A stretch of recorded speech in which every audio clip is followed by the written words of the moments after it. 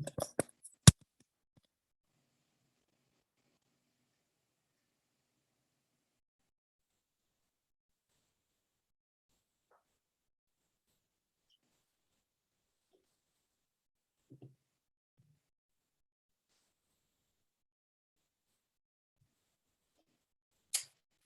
afternoon and welcome to Book Talk, Moon of the Crusted Snow with Waubgeshig Rice. My name is Jennifer Hicks and I'm the Director of Alumni and Stakeholder Programs. We hope that everyone has been enjoying Alumni Week and we can't wait to hear about this fantastic novel. I think anyone who knows me knows that I'm a book pusher, and since the minute I finished reading Moon of the Crusted Snow by alumnus author Waubgeshig Rice, I started pushing it into the hands of friends and family.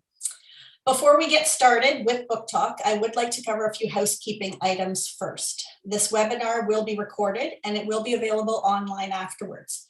All of your mics and videos have been turned off. If you have questions, please send them in via the Zoom Q&A function, and our interviewer will have some time at the end to address them at the end of the discussion. I'd like to start off by acknowledging the land on which the university is located. Toronto is in the Dish with One Spoon territory. The Dish with One Spoon is a treaty between the Anishinaabe, Mississaugas, and Haudenosaunee that bound them to share the territory and protect the land. Subsequent Indigenous nations and peoples, settlers, and all newcomers have been invited into this treaty in the spirit of peace, friendship, and respect. Today, on the first National Day for Truth and Reconciliation, we recognize more than ever and commemorate the legacy of residential schools in Canada. Some of you may be having a quiet day of reflection, but for those of you who have joined us today, we'd like to thank you for sharing your time and energy with us. Our university is committed to truth and reconciliation with Indigenous peoples. And as part of that commitment, the university is embarking on a journey to find a new name and reconcile the legacy of the namesake of the university. If you're interested in learning more about that, please visit our website, ryerson.ca/next chapter. Now, I'm thrilled to introduce you to the author of Moon of the Crusted Snow, Waubgeshig Rice, and the moderator for today's event, Duncan McHugh. Waub Rice is an author and journalist from Wissahickon First Nation. He's written 3 fiction titles, and his short stories and essays have been published in numerous anthologies. His most recent novel, Moon of the Crusted Snow, was published in 2018 and became a national bestseller. He graduated from our university's journalism program in 2002 and spent most of his journalism career with the CBC as a video journalist and radio host. He left CBC in 2020 to focus on his literary career, including writing the sequel to Moon of the Crusted Snow. He lives in Sudbury, Ontario with his wife and 2 sons, and he looks like he's enjoying a beautiful day in Sudbury. Duncan McHugh. Award-winning journalist Duncan McHugh is the Rogers Journalist in Residence at the School of Journalism and the host of CBC Radio 1 Cross Country Checkup.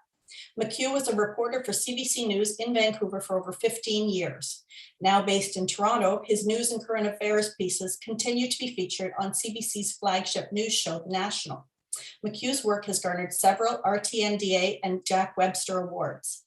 He was part of a CBC Aboriginal investigation into missing and murdered Indigenous women that won numerous honors, including the Hillman Award for Investigative Journalism. In 2017, he was presented with an Inspire Award for Public Service.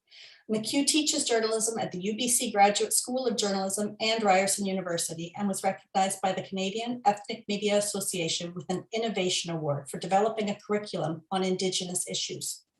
He's also an author. His book, The Shoe Boy, a trapline memoir, recounts a season he spent in a hunting camp with a Cree family in northern Quebec as a teenager. He was awarded a Knight Fellowship at Stanford University in 2011, where he created an online guide for journalists called Reporting in Indigenous Communities. Before becoming a journalist, McHugh studied English at the University of King's College and then law at UBC. He was called to the bar in British Columbia in 1998. He has an honorary doctorate from the University of King's College. Duncan is Anishinaabe, a member of Chippewas of Georgina Island First Nation in Southern Ontario, and a proud father of 2 children. Over to you, Duncan. Miigwech, Jennifer, Ani Kinawea, Aquadance Indigenous, Maingan Nedodem, Chipwas Georgina Island, and Wunchba, and Anishinaabe, and Dala, Gichinendam, Wabaminaguk, Nongo. It's good to see everyone today, and all here to see my friend and former colleague, Waubgeshig Rice. Good to see you, Anishinaabe Gi. Oh, Mino Bamaris. Good to see you too, Duncan. It's you're sitting outside. You're like back to the land out there. How did you get the Wi-Fi to go all the way out there? Well, my wife and I planned as we saw the pandemic going on. You can hear some birds chirping above that we wanted to do most of our work outside in the spring and summer. So we bought a Wi-Fi extender. Here we are. And look at you outside. I'm really impressed by that. Before we get going on our conversation here, I just for our audience who have not had a chance to read Moon of the Crusted Snow, today is a perfect day to go out and purchase it either online or in a bookstore. But I'll just give you a really short synopsis. It's about a small Anishinaabe community in northern Ontario. In the depths of winter, suddenly find themselves without power. The community goes dark. And for a couple of days, they're grappling with that. It's not unusual in this isolated community for blackouts, but then all of a sudden 2 days turns into a week, and a week turns into 2 weeks, and the community suddenly has to grapple with the fact that they don't seem to have power and are cut off from the outside world. As this time period goes on, all of a sudden, unexpected visitors end up showing up in the community, and the tensions begin to rise. And that's what the book is about. It's about apocalypse, which is a word I want to ask you about, Wob, that you use in the book. It's about crisis, but it's also about survival and resilience for Indigenous people. And before we get started on talking about Moon, Wob, it is National Day for Truth and Reconciliation. And I just wonder what the day means to you, what you're thinking, what you're feeling about it. Well, I want to acknowledge residential school survivors and their loved ones and their communities on this day, of course, but I also want to acknowledge those who did not make it home, those children who were left behind. And today, I think, is an important small step on the path to proper awareness of the actual history of this country. But I think to have it sort of enshrined in the calendar now does make a difference in that I've had more discussions than ever amongst my non-Indigenous peers in recent days about awareness, about the truth of this country. And I think, you would probably agree over the course of your lifetime, you've seen that awareness improve, albeit incrementally.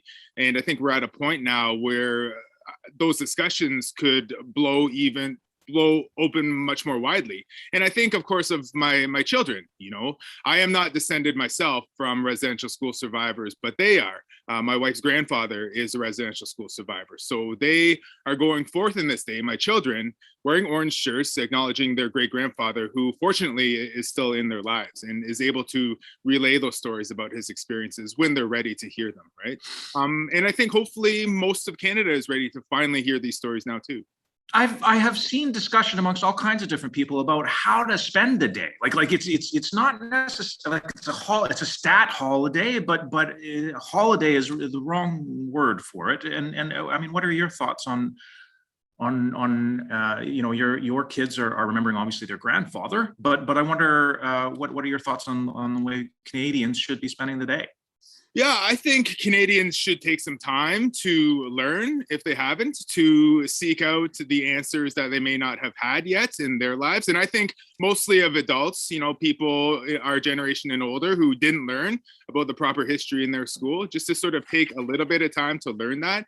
I do think the holiday, attachment is a bit of an unfortunate misnomer because, we should view this day more as a day of remembrance, much like Remembrance Day, November 11th. But also, on the other side of that, it is an opportunity to reflect on that resilience that you mentioned and the fact that survival has brought so many Indigenous nations together and people and communities to honor the people who made so many sacrifices before us that have allowed us to live with our culture and our languages today. So that is something that is absolutely has to be celebrated for sure. I like what you said about comparing it to Remembrance Day, because I think in Australia, for example, they've had National Sorry Day, or I think that the name got changed to National Day of Healing, but they've had that going for about 20 years now, and it is a somber day in some ways, but it's also a day to measure progress, right, in terms of the relationship between Indigenous peoples and that state or that country.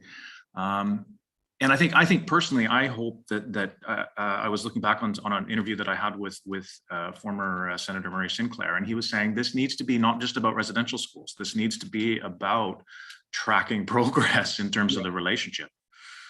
Absolutely, agreed. We don't have much time, so we got to talk about the book, and I'm so happy to talk about the book. I mean, national best-selling author. Did you ever think in your wildest dreams when you were writing this book that it would be as successful as it has been? No, not at all. I did not anticipate that. I feel very fortunate that the book has garnered so much attention and a bit of acclaim, I guess. It's coming up on the 3rd anniversary of its publication. And when it came out, I had just started hosting the radio show here in Sudbury for Northern Ontario, right? And I thought, okay, and it's my 3rd work of fiction. And I thought, now that I'm in this position at CBC, maybe it's time to put that sort of fiction career on the side for a bit, because radio host is a big gig at CBC, right? But as the years went on and the book sort of, that buzz kept going, it was clear to me that I had to sort of hitch myself to that wagon, so to speak, right? And that led to the decision to ultimately leave CBC, because so many other opportunities came up as a result of that, right? And we at the CBC now call you Wob, the one that got away, which is really too bad. It's a shame, but you're.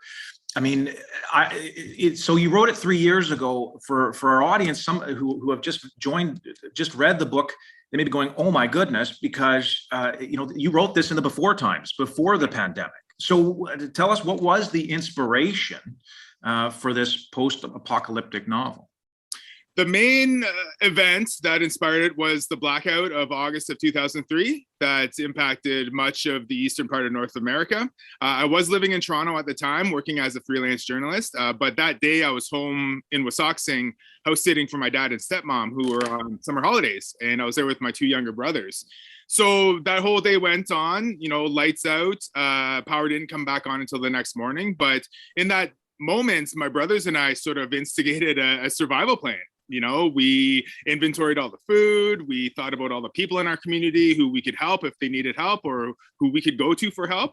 And it was very comforting to know that we were surrounded by people with land-based knowledge who would be okay if the power didn't come back on, right?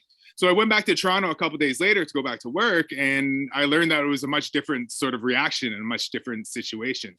And I thought, I do want to explore this in a story at some point. And I'd always been a fan of post-apocalyptic and dystopian fiction. And, a lot of the books I read up to that point in my life, they didn't really offer a hopeful look to the future or ways for the protagonists to build community with other characters that they met along the way. And I thought, well, thinking back to my moments in Waubgeshig during the blackout, it was actually kind of cool, and it was fun and inspiring to be in my community at a potential point of renewal. And I wanted to explore that in a book. So the idea stayed with me for many, many years. I didn't actually start writing it until like more than a decade later. But that was the moment that started it all. The land-based knowledge is so important throughout the book. It's what allows them to keep on going. But I want to lean into some of the things that jumped out at me as an Indigenous reader. The book starts off with Evan hunting a moose. He's brought down a moose, and he offers tobacco, which is a familiar exercise for those of us who were raised in the traditions. But there's a point where he stumbles. He's not sure about the ceremony. He stumbles with the language. He's not a fluent Anishinaabe speaker. Tell me about what it was like writing that scene for you and what you were trying to capture there. Well, I was trying to capture the various journeys that so many of us as Indigenous people are on in terms of getting back to our traditions and our cultures and our languages. It is not a straight path by any stretch of the imagination. There are many obstacles along the way. There are many things behind us that we have to reconcile with before we're able to go forward in terms of our introspective personal understanding of what it means to be Anishinaabe or Indigenous, right? So, you know, Evan is not based on me at all. He's more or less based on, you know, an amalgam of people in my life who I look up to. But that moment, I think I have gone through that many times. I'm sure you have, where you're like, am I doing this properly? I'm a little ashamed that I don't know how to do everything properly. I'm nervous about, you know, how I'm carrying myself forward as an Anishinaabe person. So I think that vulnerability is really important to convey in terms of connecting with other people on a human level. Like even non-Indigenous readers, I think, would be able to understand that, you know, we've all been nervous before. We've all been unsure of ourselves. We're all on this journey to something that we want to accomplish or I understand or identify with, but it's not necessarily easy to get to that point, right? So I think showing that vulnerability was the key moment there for sure. Was that hard for you? I mean, you've peppered the novel with Anishinaabe. I know you are a student, a learner, and I mean that vulnerability that you're just talking about right now, I feel it every time that I go to Anishinaabe class. You know, every Wednesday night, I feel that vulnerability of what I don't know. Was that hard for you to start exploring that in this book? Oh, very hard. It's hard every day for me as someone who wants to reconnect with language or learn it properly, I think. But what I wanted to ensure I didn't do with the story was misrepresent myself or misrepresent my own knowledge. You know, at that point in my life when I was writing that was the extent of my comprehension of Anishinaabe, right? And now, a few years later, that I understand a lot more, especially on the grammatical level, the next book has a bit more, I guess, sophisticated knowledge because the next book explores the characters farther into the future when they maybe have had a better opportunity to do that learning on their own as well, right?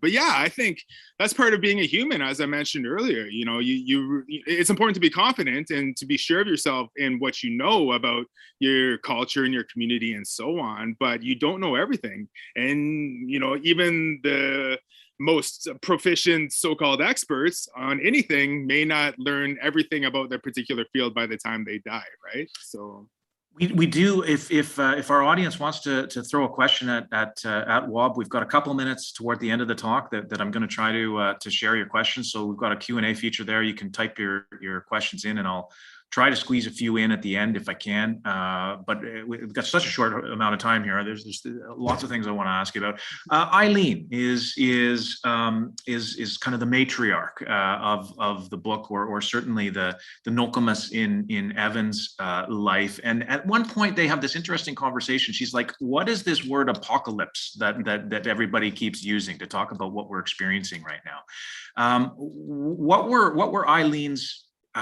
struggles with trying to understand the word apocalypse as it's used in English? Well, that's a great question. And I love answering that and exploring her position in the story and the inspiration behind her, which was in many ways my own grandmother.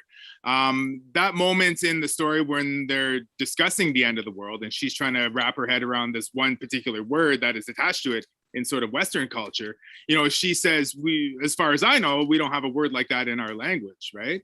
But they have the knowledge of that particular experience very, very recently. And when I was younger, I had a conversation with my own grandmother back home in Waubgeshig, and she sort of just recounted our people's history in the Georgian Bay area to remind me that, you know, this is dystopia for us. This is our post-apocalyptic era, because where I'm from in Waubgeshig, my ancestors, as recently as like the mid-19th century, lived out on the mainland, which is now Parry Sound, Ontario, right?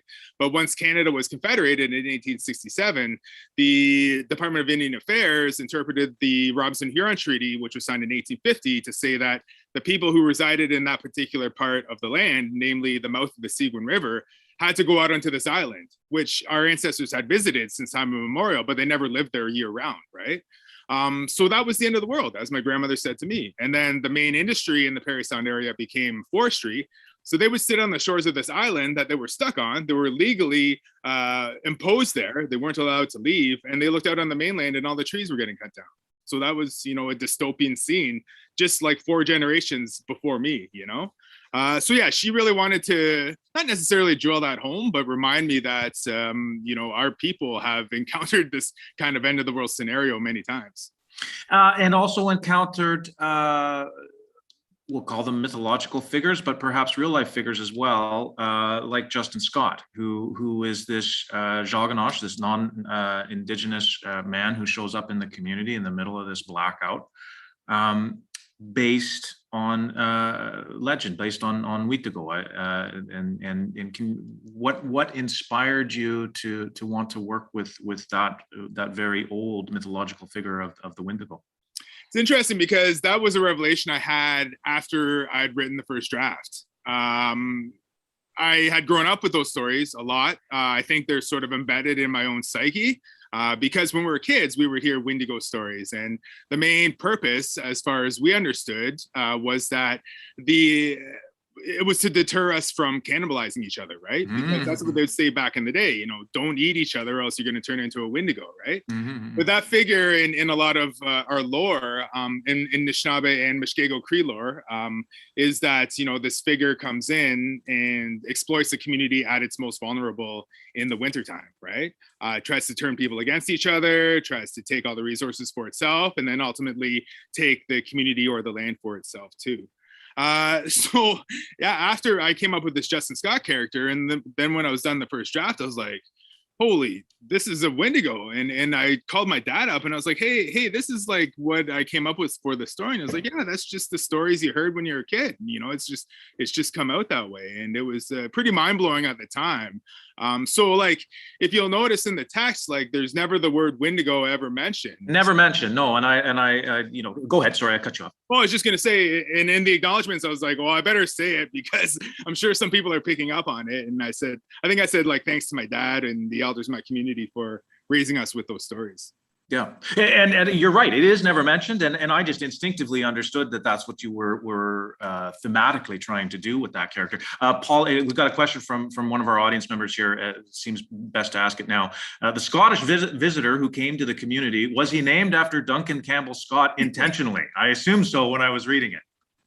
No, that's just purely coincidental. And I did a talk with some students a couple of years ago, and they said, hey, is Justin Scott like an amalgam of Justin Trudeau and Duncan Scott? I was working at CBC at the time, so I had to like outright deny it. Dance through that one, yeah, absolutely. Yeah, I would have gotten in trouble, but no, it's just a funny coincidence, really. Very good. So we're going to turn into, we've only got a few minutes left. Holy cow, we can eat through time, you and I. Okay, so I do want to get some of the listeners, our audience questions in here. So what advice do you have for young Indigenous writers looking to publish? What should we do and what should we not do? Oh, good question. Well, I think you should just keep writing, keep honing those skills. Write your story, write your truth. Don't worry about everything else until afterwards, right? Just make sure you get that story down. And just practice every day as much as you can, right? And practicing involves typing the story out, obviously, but it also involves telling your stories to other people or just having conversations with other people, right? Or also just sitting outside and experiencing the world around you. That is all part of the storytelling process. And when it comes out of you, I think you'll understand in some ways how your story and yourself as a storyteller are shaped by the world around you and the people around you and your community and your culture and so on, right? So that's my basic advice in terms of keeping it going. So write it all out. You can worry about the editing later. Just make sure you get the bulk of the story down. In terms of getting published, there are more and more resources out there, especially for young Indigenous people. It is a very good time. It's not, perfect or ideal yet, but I think we will get to that point. But there are a lot of Indigenous publishers. There's Kagadon's Press. There's Ojisto, which is just started by Janet Rogers. There's Status Books, where I got my start as an author. And there are lots of different granting programs. So look to the Ontario Arts Council or the Arts Council in your province. Look to the Canada Council for the Arts. There is a very concerted effort now to get the stories of Indigenous communities out there. And I think people are looking to the youth especially, but you don't have to be a youth, obviously. New storytellers emerge from all ages, right? So, yeah. Aaron had a question which actually occurred to me as well. You've spoken about stories that you've heard as a child and being a father. Have you considered writing for children? Yes, absolutely. I would love to. I have a few ideas that I want to explore. And I think like my older son, Jequist, will probably be my co-author because his imagination is just so profound that I'm like, man, I'm going to steal that for a story. But I will take you credit. I'll buy you the hockey equipment from the royalties or whatever, right? So, Steal it from the kid. Okay, and then most of the questions, I got to tell you, are Moon of the Crusted Snow. They want to know, what's next. Pierre asks, would you consider adapting the book for film or television series? You've already sold the rights for a movie, have you not? Yes, yeah. The rights have been sold for what will hopefully be a limited series, but those processes take a long time. I don't have any updates there yet, but hopefully we'll have something to announce someday. But yeah, lots of complicating factors around that, especially recently, as I'm sure you can probably all imagine.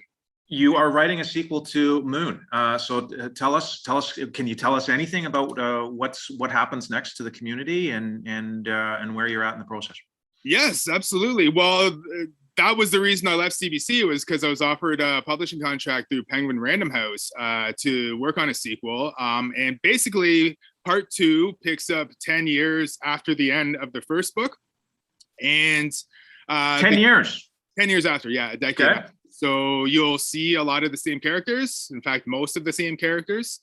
But in the position they're in, they realize that they are sort of depleting the land around them because they've been static in this place for so long that they have to venture away, and they decide that they want to reconnect with their original homelands down south on the Great Lakes and see what's left of the world, see if in fact everything has ended. So it's more or less a quest story that takes them over the course of a summer. And when can we dig our hands into that book? When do you hope that it's going to be published? There's no publishing date yet, but it will be a year from now. It's on schedule for fall of 2022. I am deep into the second draft right now, and those subsequent drafts will only get smoother and smoother as we go along. And it's my full-time gig now, so it's all I have to work on, which is good. And I'm excited for it, and I'm excited for you all to read it.